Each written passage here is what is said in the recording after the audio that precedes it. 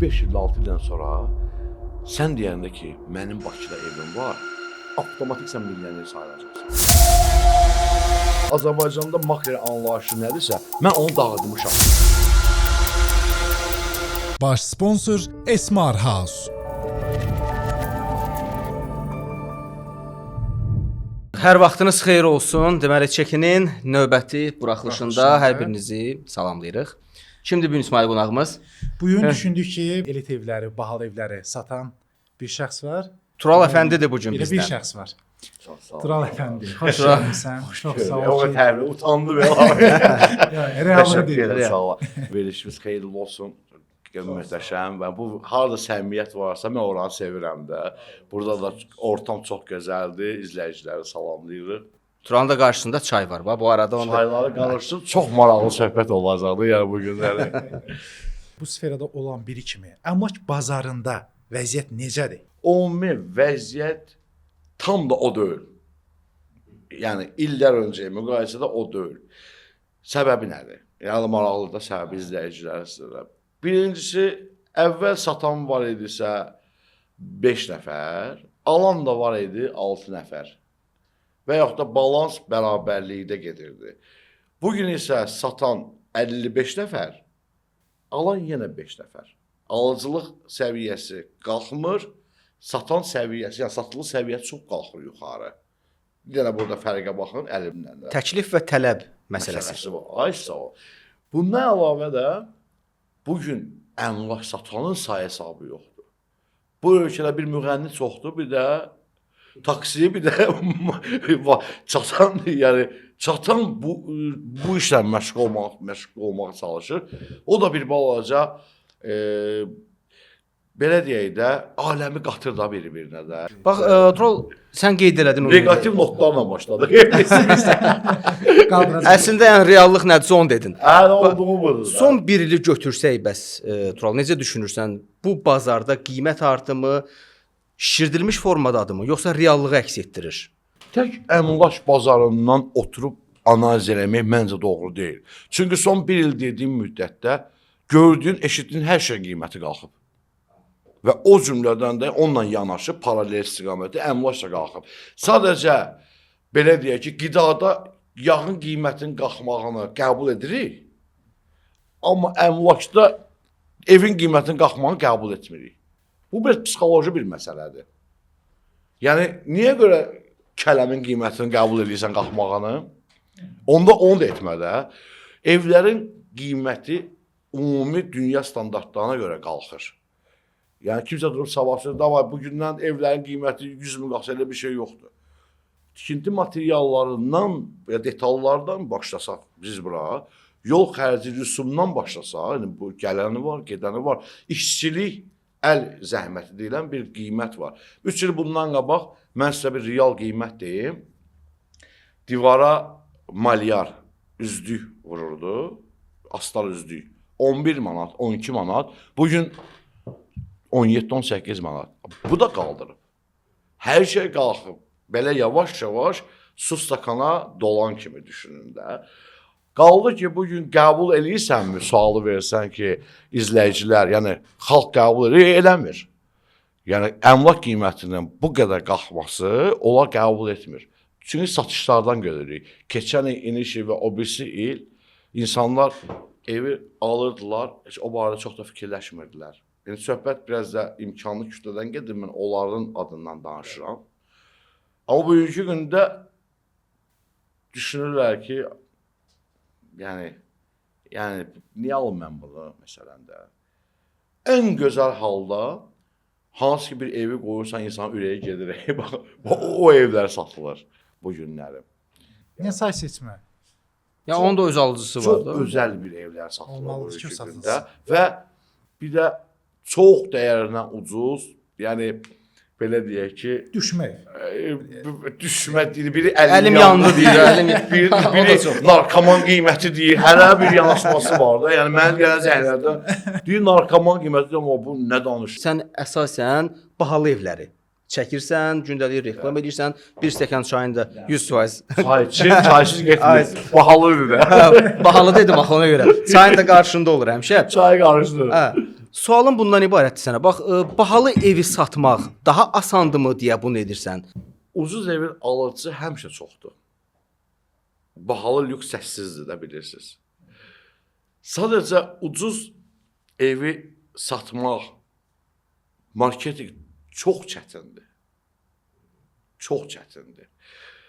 İndi insanlar da səhv başa düşməsin. Çalışıram ki, biraz o malalıya danışım.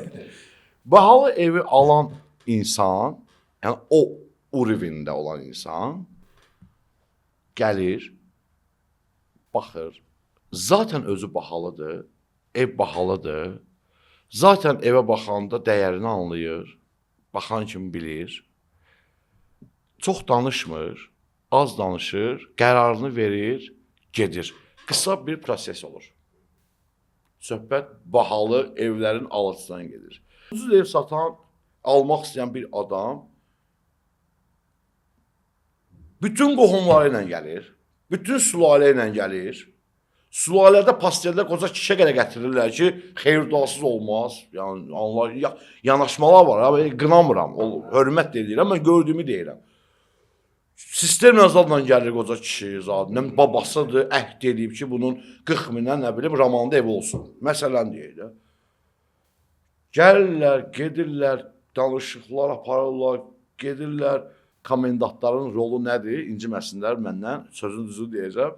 Komendant oturur o öz ofisində, o deyina 3-cü mərtəbə satılır, mənə pul ver. O deyina 5-ci mərtəbə satılır, mənə. O deyina nə iş düzəlmir. Bu işin sənətkarları var, belə şeylər var. Bura bax, çaydan danışdıq. Bəli. Videolarında da həmişə qarşında çay olur. O çay satmağının satışa bir təsiri var? Bu hər bir ölkənin kodu var da, bilirsiniz. Bizim də öz kodumuz var, 5-4-3 kimi. Bu, biz Azərilərə və bizə yaxın olan ölkədə xas bir şeydir. Biz bütün danışıqlarımızı fikir versə, çaysız alınmır. Elçiliyə gedəndə çay qoyurlar. Niyə çaxır qoymurlar? Bir növ öz ənənəmizdir. Rəsmilər, başqa bir ölkənin rəsmləri gələndə ölkəmizə qabağına çay qoyurlar. Viski qoysunlar da məsələn də görürsən. Bu çay rəmzi bir şeydir. 1-2% məsələsi var şəhərdə. Sən də bu komissiya ilə işləyirsən, yoxsa səndə tam başqadır? Gəlir bu evi almağa. Tanış edirəm. Əli müəllim, buyurun Vəli müəllim. Xudahafiz, mən getdim. Yəni özünüz bilərsiniz. Bir-birinizə bu evi hansı cürsə satırsınız. Mən sizin sözünüzü apab gətirən deyirəm. Yəni bəzi negativ də hallar var. İzləyicilər də yəqin bilir. 50 müəllim 5 manata deyir, vasitəçi 6 manata Vəli müəllimə satır. Mən bu işlə 15 ildir məşğulam. Yəni sırf bir dəfə olsun ki, elə bir şey olmayıb mənim həyatımda. Ona mən xoşlamıram da, insan dürüst olmalıdır. Deyir, nə verəcəm? Deyirəm, nə ürəyindən keçir verərsən.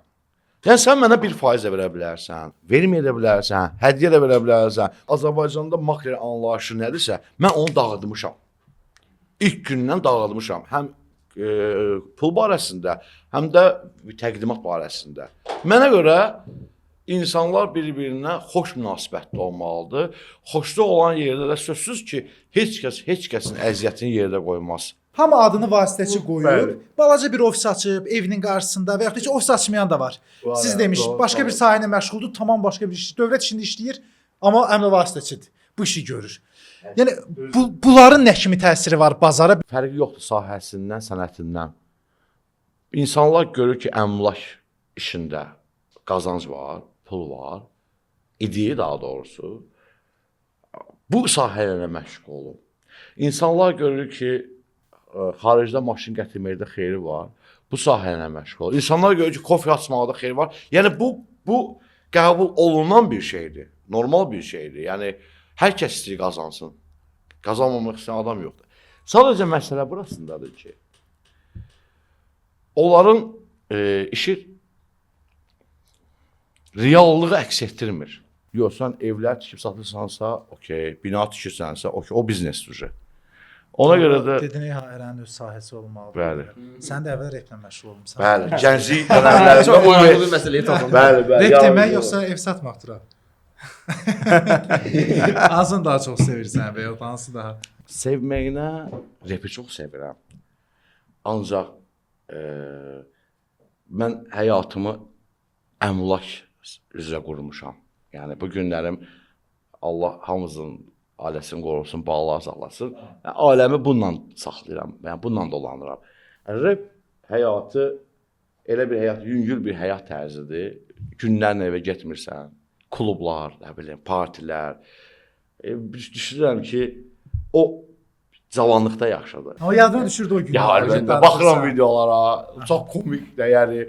Biraz da o vaxtın tekstləri də Biraz fərqli idi sənin tekstlərində. 18-19 yaşın ərgən mövzuları oldu da, bu yüzden ərgənlik. İndi 40 nanacınsı lan, mən nə yazmışam, bu yazım demək nasıl? Amma hamının da yadında qaldı. Deməli, mən ərgən olanda, demək, ham ərgən isidir.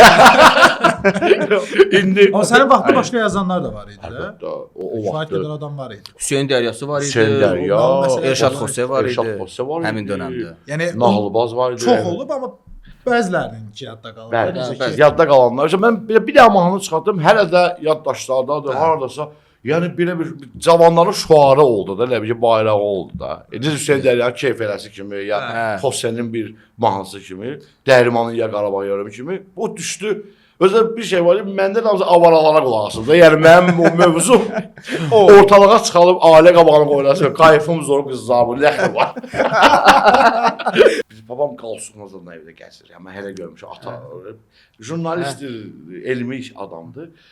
Yaddançı pul qazanmaz, ancaq elm qazanıb həyatda, başa. O, mən ondan illər boyu, yəni həmişə neçə ay o bilmədi ki, o mahnı mən oxumuşam, təsəvvür elə. Adam, yəni biləndən sonra bildiyin, yəni balakali zat içirdi, 30-da ki, bir də qulaq asır, adam şeiriyyatdan yanaşır. Əyağım qazda, avtom mazda fikirləşir.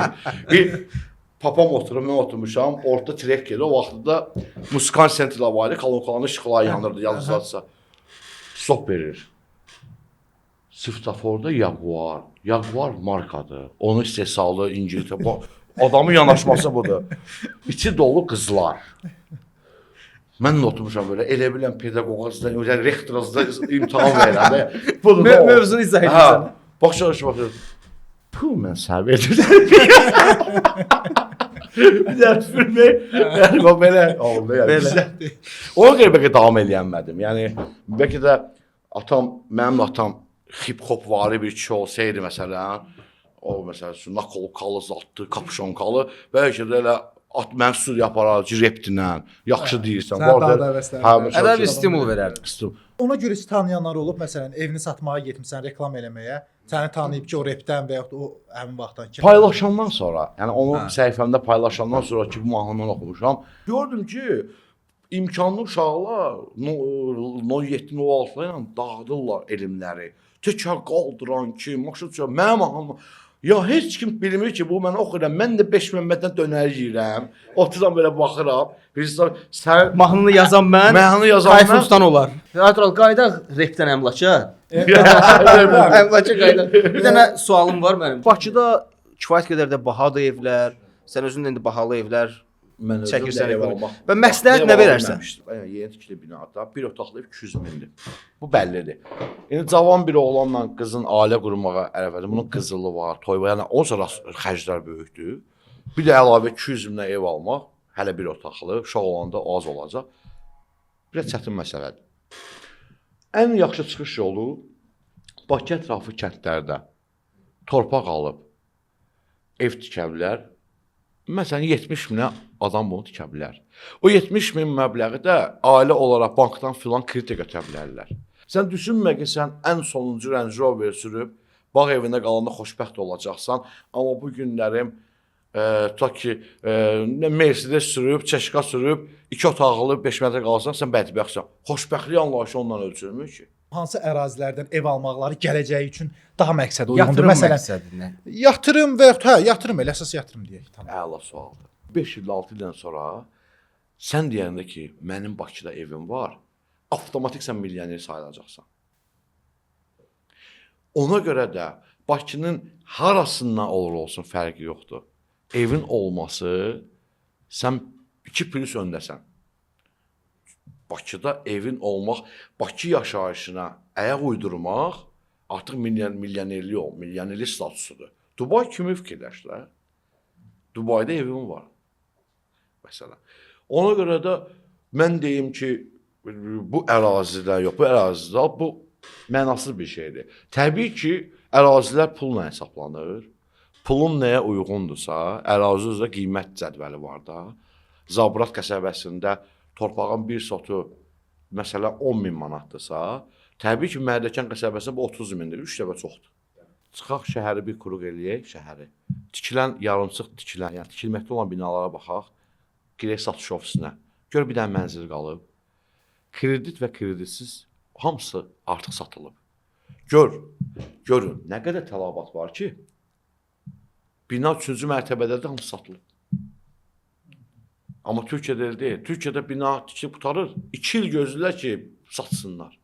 Deməli, orada müştəri az, tələb çoxdur da, təklif çoxdur. Bizdə isə tam əksinədir. 16 mərtəbəli bir bina istəyən 1000 nəfər. Bu qədər insanlarla kontaktda olursan, evlərinə gedirsən. Bax orada bir yadında qalan, nə bilim, izləyicilər üçün də bizim üçün də maraqlı olan, başına gələn hansısa bir hadisə. Gəlmişəm təqdimata. Elə bilmişəm ki, bura qonaq gələcək. Stol 6 metrlik stol düzülüb. Adam deyir, kameranı söndür. Mən də demirəm. Gəl oturaq yeyib içək. Oturmuş yeyib içməyə, səhərə kimi. Deyir, mən sən yeyib içməyə çağırmışdım. Ev yaddan çıxdı. Ödəniş ödəmişsən, reklamı çağırmışsan, operatorlar, kameramanlar zətlər. Onlar yolsa geçsin deyir. Və yaxud da olub məsələn getmişəm, çox nüfuzlu bir ismi lazım deyil. Getmişəm evinə. O telefoniteli, sürücüsü filan məni salıb içəri 1 hektar ərazi, 1 hektarda villalar filan. Girmişik, oturmuşuq yay mətbəxində, çöldə 3 nəfər xidmət eləyən, qulluqda deyəm ki, nə istəyir. Oturmuşuq, yemək yemişik, söhbət eləmişik, danışmışıq, görüşmüşük. Sonra mən məsələn deyib ki, bu gördüyüm villaların bəlkə 5 ildə heç birinin qapısına içəri girmirəm. Girmirsən, başa düşdüm. Niyə girmirsən müəllim? Sual verirəm. Deyir, sənə yatdığım yeri görsədim. Düşəm, daha da möhtəşəm yerlərdə yatır da insan. Bilmirəm, klassik villalar. Aparıb məni 3-ün 4-ə balaca bir yer görsədib, şofer otağı kimi bir yerə ki, mən burada yatıram. Mən həzzi buradan alıram. Varlığın çevrəsi varlı olur, kasıbın çevrəsi kasıb olur. Düzdürmü? O varlı dostunda, bu varlı dostunda varsa, məndə də olsun. Belə-belə, o olsun, bu olsun, tamaşa düşür, olsun, bu olsun, hamının o villalar var. Və sonra başa düşdülər ki, artıq dünyaya getdilər, xarici ölkələrə getdilər. Görürlər ki, Michael bundan da varlıdır. Michael 6 sotda bir mərtəbəli evdə yaşayır. Michael dəlidir. Sonra tərpətdilər biraz Michael dəli deymiş ki, Michael nabur intellektual səviyyəsi yuxarı adamdır ki, dəyməz 4 mərtəbəli ağlaylı villa tikməyə. Tural, çox sağ ol. Çox sağ ol Tural. Çox maraqlı söhbət oldu. Yəni pozitiv enerjindən bizə götürdün. Çox sağ ol. Qarşılıqlı uğurlar arzulayıram sizə də. Dəstəyin üçün əsasda. Hər zaman qulluğunuzdayam. Minnətdarıq Çox sənə. sağ olun dəvətiniz üçün. Bugünlük check-out. Bugünlük check-out olsun. Təşəkkür. Baş sponsor Esmar House.